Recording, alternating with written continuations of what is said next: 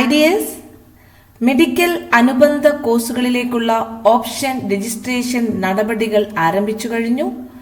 അപ്പം നമ്മുടെ കഴിഞ്ഞ വീഡിയോയിൽ ഓപ്ഷൻ രജിസ്ട്രേഷൻ എങ്ങനെ നടത്താമെന്നുള്ള ഒരു ലൈവ് ഡെമോ നമ്മൾ കൊടുത്തിട്ടുണ്ട്. അപ്പോൾ പ്രിയ വിദ്യാർത്ഥികൾ അത് കാണാത്തവർ അത് കണ്ട് എങ്ങനെയാണ് നമുക്ക് വീട്ടിലിരുന്ന് തന്നെ നമുക്കൊരു കമ്പ്യൂട്ടറും ഒരു നെറ്റ്വർക്കിംഗ് ഉണ്ടെങ്കിൽ നമുക്ക് ഓപ്ഷൻ രജിസ്ട്രേഷൻ നടത്താമെന്നുള്ള കാര്യം നമ്മൾ ഡീറ്റെയിൽസ് ആയിട്ട് പറയുന്നുണ്ട്. ഇനി പ്രിയ വിദ്യാർത്ഥികൾക്കുണ്ടാകുന്ന ഒന്ന് രണ്ട് സംശയങ്ങളാണ് നമ്മൾ ഇവിടെ ക്ലിയർ ആക്കുന്നത്. ഒപ്പം തന്നെ NRI കോട്ടയിലുള്ള വിദ്യാർത്ഥികൾക്കുള്ള അവരുടെ ലിസ്റ്റുകളും പബ്ലിഷ് ആയിട്ടുണ്ട്. അതും ഒന്ന് അവരുടെ പ്രൊഫൈലിൽ പോയിട്ട് അവർക്ക് അത് പരിശോധിക്കാവുന്നതാണ്. ലേറ്റസ്റ്റ് അപ്ഡേറ്റ്സുകൾക്ക് വേണ്ടി നിങ്ങൾ നമ്മുടെ ചാനൽ സബ്സ്ക്രൈബ് ചെയ്യുക. ഒപ്പം തന്നെ ബെല്ലൈക്കണും പ്രസ് ചെയ്യുക. നമ്മളിടുന്ന ലേറ്റസ്റ്റ് നോട്ടിഫിക്കേഷൻ നിങ്ങൾക്ക് ലഭിക്കുന്നതായിരിക്കും.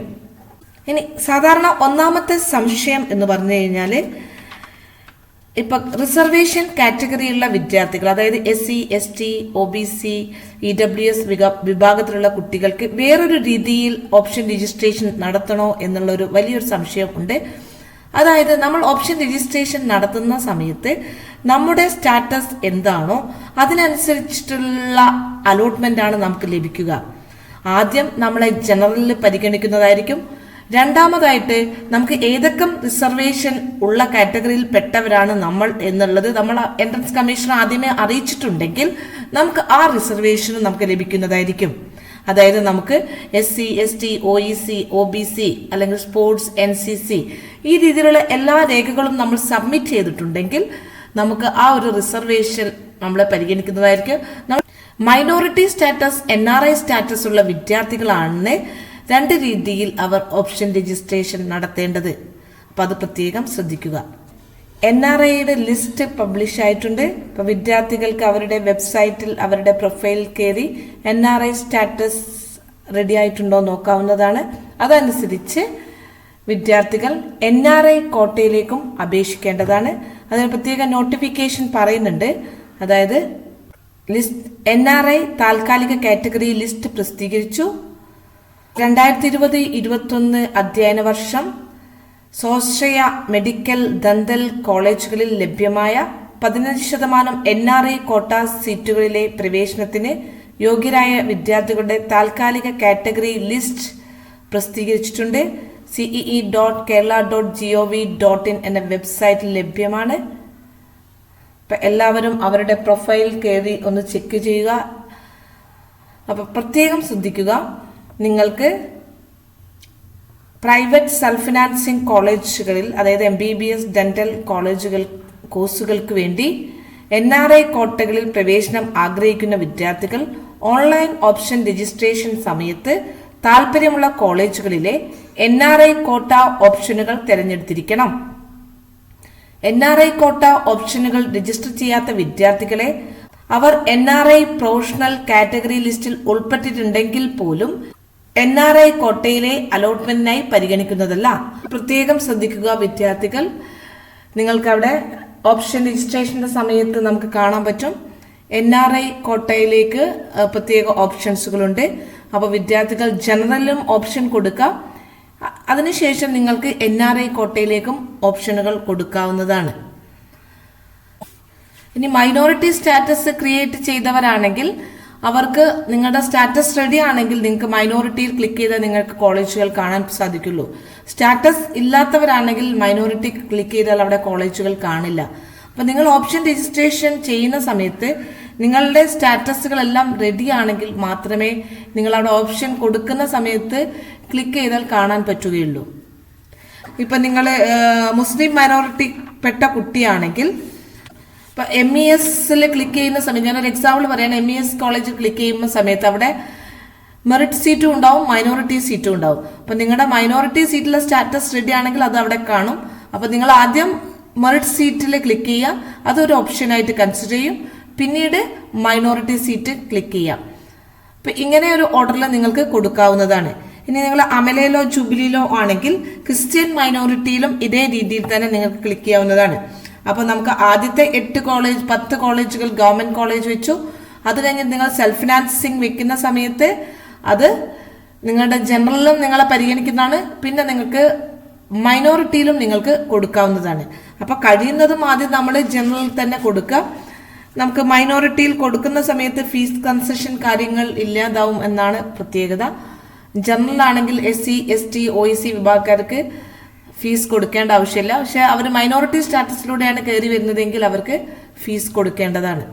ഇനി വേറെ കുട്ടികളുടെ സംശയമാണ്, എഞ്ചിനീയറിംഗ് ഫീൽഡിൽ കൊടുക്കുന്ന സമയത്ത് ഇപ്പൊ നിങ്ങൾക്ക് ഒന്നാമത്തേത് നിങ്ങളുടെ ഓപ്ഷൻ നിങ്ങൾക്ക് കിട്ടിയിട്ടുണ്ട്, നിങ്ങളൊരു എഞ്ചിനീയറിംഗ് കോളേജിൽ അലോട്ട്മെന്റ് എടുത്ത വിദ്യാർത്ഥികളാണ്.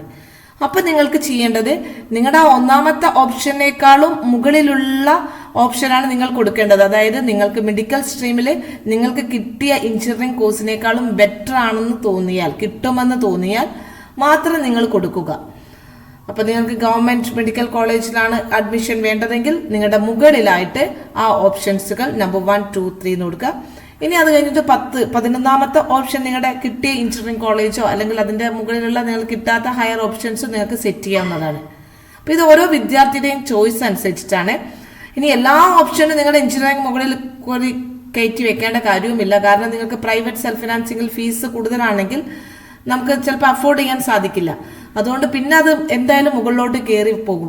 അപ്പൊ നിങ്ങൾക്ക് ഇപ്പം നിലവിലുള്ള എഞ്ചിനീയറിംഗ് അലോട്ട്മെന്റും ഇല്ലാതാവും. അതും പ്രത്യേകം ശ്രദ്ധിക്കുക. പല വിദ്യാർത്ഥികളുടെയും ഒരു കൺഫ്യൂഷനാണ്. അതായത് നമ്മൾ സെക്കൻഡ് അലോട്ട്മെന്റിൽ അല്ലെങ്കിൽ തേർഡ് അലോട്ട്മെന്റ് കിട്ടിയ കോളേജിൽ നിങ്ങൾക്ക് ഹയർ ഓപ്ഷൻസ് വേണമെങ്കിലാണ് നിങ്ങൾ മെഡിക്കൽ അലോട്ട്മെന്റ് വെക്കേണ്ടത്. ഇപ്പൊ മെഡിക്കൽ അലോട്ട്മെന്റിൽ നിങ്ങൾക്ക് സാധ്യതയുള്ള കോളേജുകൾ വെക്കുക. അതിനുശേഷം നിങ്ങൾ എഞ്ചിനീയറിംഗ് സെലക്ട് ചെയ്യുന്ന അതിന്റെ തൊട്ട് താഴെയായിട്ട് ഏതാണോ എഞ്ചിനീയറിംഗ് കോളേജ് നിങ്ങൾക്ക് കിട്ടിയത് അതും കൂടി വെക്കേണ്ടതാണ്. ഇനി വേറൊരു സംശയമാണ്, BPLക്കാർക്ക് ഫീസ് കൺസെഷൻ ഉണ്ടോ ഇല്ലയോ എന്നുള്ളത്. അപ്പൊ സാധാരണ കേസിൽ OBC കാറ്റഗറിയിൽ പെട്ട കുട്ടികൾക്ക് ആദ്യകാലത്തൊക്കെ ഫീസ് കൺസെഷൻ ഉണ്ടായിരുന്നു. അപ്പൊ BPLക്കാർക്ക് ഫീസ് കൺസെഷൻ ഉണ്ട്. പക്ഷേ നമ്മൾ ഈ അഡ്മിഷൻ എടുക്കുന്ന സമയത്ത് അവർ ഫീസ് കാര്യങ്ങൾ കംപ്ലീറ്റ് ആയിട്ട് അടയ്ക്കേണ്ടതാണ്. അതിനുശേഷം അവരുടെ രേഖകളെല്ലാം സബ്മിറ്റ് ചെയ്ത് കോളേജ് കൊടുത്തു കഴിഞ്ഞ് അത് അവർ അപ്രൂവ് ചെയ്താൽ മാത്രമേ നമുക്ക് ആ സ്കോളർഷിപ്പോടുകൂടി ട്യൂഷൻ ഫീസിൽ നിന്ന് കുറവ് വരുത്തുന്നതായിരിക്കും. അപ്പോൾ സ്റ്റാർട്ടിങ്ങിൽ നമ്മൾ അഡ്മിഷൻ ചെയ്യുന്ന സമയത്ത് എന്താണോ വെബ്സൈറ്റിൽ പറഞ്ഞിരിക്കുന്ന ഫീസ് നമ്മൾ കൊടുക്കേണ്ടതാണ്. അതിനുശേഷം നമ്മുടെ എല്ലാ ഡാറ്റാസും നമ്മൾ അപ്ലോഡ് ചെയ്ത് കഴിഞ്ഞ് BPLന് അനുകൂലമായിട്ടുള്ള കാര്യങ്ങളൊക്കെ ഉണ്ട്. ഞാൻ അതിൻ്റെ ഒരു വീഡിയോ ചെയ്യുന്നതായിരിക്കും. അപ്പോൾ നിങ്ങൾ കുറച്ചുകൂടി ക്ലിയർ ആവും. അപ്പോൾ ആ കാര്യങ്ങളൊക്കെ കൊടുത്തതിന് ശേഷം നിങ്ങൾക്ക് അപ്രൂവൽ കിട്ടിക്കഴിഞ്ഞാൽ നിങ്ങളുടെ ഫീസ് അവർ അടച്ച പൈസ തിരിച്ച് നിങ്ങൾക്ക് കിട്ടുന്നതായിരിക്കും. അപ്പോൾ ആ രീതിയിലാണ് BPLക്കാർ ശ്രദ്ധിക്കേണ്ടത്. ഇനി പ്രത്യേകം എല്ലാവരോടും പറയുന്നതാണ്, നമ്മൾ ഓപ്ഷൻ കൺഫർമേഷൻസ് കൊടുക്കണം. സെക്കൻഡ് അലോട്ട്മെന്റ് ആവുന്ന ഒരു സമയമാകുമ്പോൾ നിങ്ങൾക്ക് ഓപ്ഷൻ കൺഫർമേഷൻ കൊടുത്താൽ മാത്രമേ ഹയർ ഓപ്ഷൻസ് പരിഗണിക്കുള്ളൂ. പിന്നെ നിങ്ങൾക്ക് ഞാൻ പറഞ്ഞു, നിങ്ങൾ 60 ഓപ്ഷൻസുകൾ കൊടുത്തു, അതിൽ നിങ്ങൾക്ക് 30ാമത്തെ ഓപ്ഷനാണ് കിട്ടിയതെങ്കിൽ തൊട്ട് താഴെയുള്ള എല്ലാ ഓപ്ഷൻസുകളും ഡിലീറ്റ് ചെയ്യുന്നതായിരിക്കും. പിന്നെ നിങ്ങൾക്ക് മുകളിലുള്ള ഓപ്ഷൻസുകൾ റീഅറേഞ്ച്മെന്റ് അല്ലെങ്കിൽ അത് നിങ്ങൾക്ക് വേണ്ടാത്തത് ഒഴിവാക്കാം എന്നീ 2 മാർഗങ്ങളെ ഉണ്ടാവുകയുള്ളൂ. പിന്നെ പുതിയ കോളേജുകളോ എന്തെങ്കിലും ഗവൺമെന്റ് ആഡ് ചെയ്തിട്ടുണ്ടെങ്കിൽ അത് നമുക്ക് വീണ്ടും പുതിയതായിട്ട് കൊടുക്കാവുന്നതാണ്.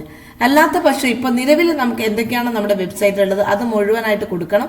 വേറൊരു സമയം അത് കൊടുക്കാൻ നമുക്കിനി ഒരു അവസരം ഉണ്ടാവുന്നു. ഇപ്പൊ മൈനോറിറ്റി സ്റ്റാറ്റസ് ഉള്ള വിദ്യാർത്ഥികളും NRI സ്റ്റാറ്റസ് ഉള്ള വിദ്യാർത്ഥികളും നിർബന്ധമായിട്ടും അവരുടെ ഓപ്ഷൻ രജിസ്ട്രേഷൻ സമയത്ത് അവർ ആ കാറ്റഗറിയിൽ തന്നെ കൊടുത്താൽ മാത്രമേ അവർക്ക് ആ ഒരു കാറ്റഗറി റിസർവേഷൻ കിട്ടുകയുള്ളൂ. അത് പ്രത്യേകം ശ്രദ്ധിക്കേണ്ടതാണ്. ലേറ്റസ്റ്റ് അപ്ഡേറ്റ്സുകൾക്ക് വേണ്ടി നിങ്ങൾ നമ്മുടെ ചാനൽ സബ്സ്ക്രൈബ് ചെയ്യുമല്ലോ. ഒപ്പം തന്നെ ബെല്ലൈക്കണും പ്രസ് ചെയ്യുക. നമ്മളിടുന്ന ലേറ്റസ്റ്റ് നോട്ടിഫിക്കേഷൻ നിങ്ങൾക്ക് ലഭിക്കുന്നതായിരിക്കും. കൂടാതെ വീഡിയോ ഉപകാരപ്രദമാണെങ്കിൽ ലൈക്ക് ചെയ്യുക, ഷെയർ ചെയ്യുക. Thank you for watching.